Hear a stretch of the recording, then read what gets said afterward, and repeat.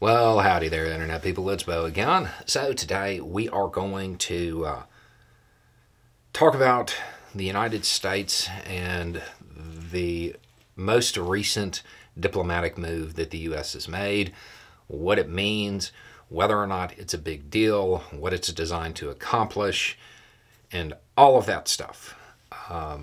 Because the news is just now coming out, and it's important to get this into context right away before people either start to celebrate or start to really be upset or whatever, because it's important to understand what this actually means. Okay, if you missed the news, the United States has actually announced, this isn't something that they're saying they're going to do, this is something the U.S. is now doing.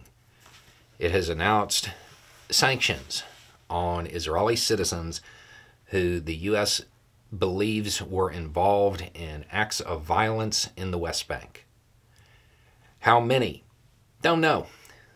The only estimation I can get is, quote, dozens. That could be 24. That could be hundreds. We don't have an answer. What this means is that those people who end up getting named, they will not be able to come to the United States. Their family members will, if they are allowed to enter, they will face additional scrutiny in this process. That's what it means. The real question is, what does this mean for foreign policy, right? This is a warning. This is a warning. Remember, foreign policy moves very, very slowly.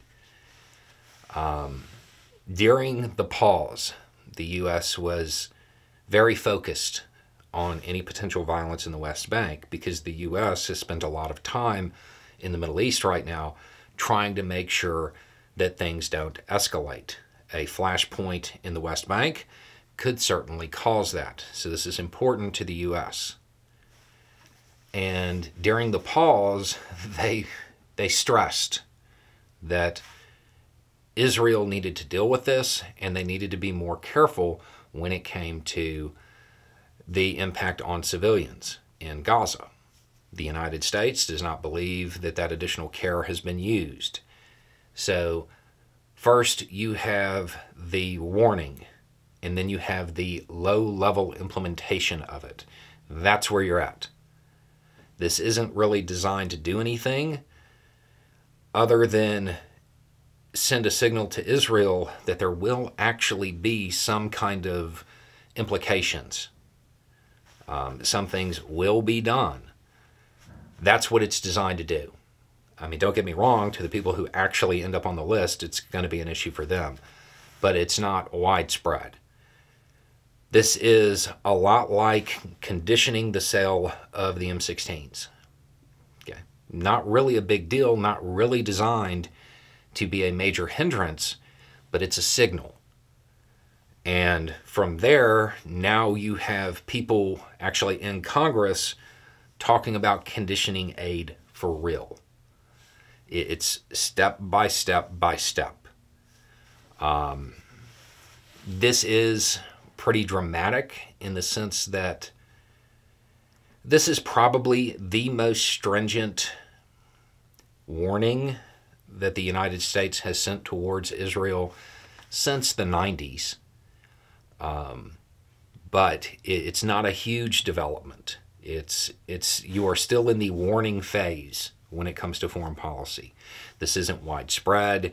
It's not a blanket thing. It doesn't include economic sanctions. Like it's pretty narrowly tailored to be a warning. Again, the U.S. is in an awkward position, and they're trying to exert pressure, but they have to keep the balance where it is.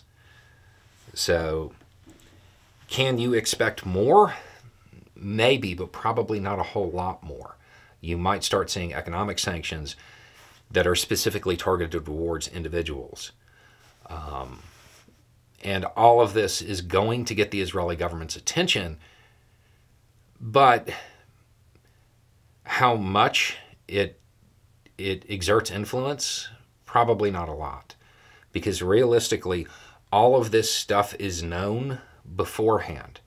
Israel knew this was going to happen before today.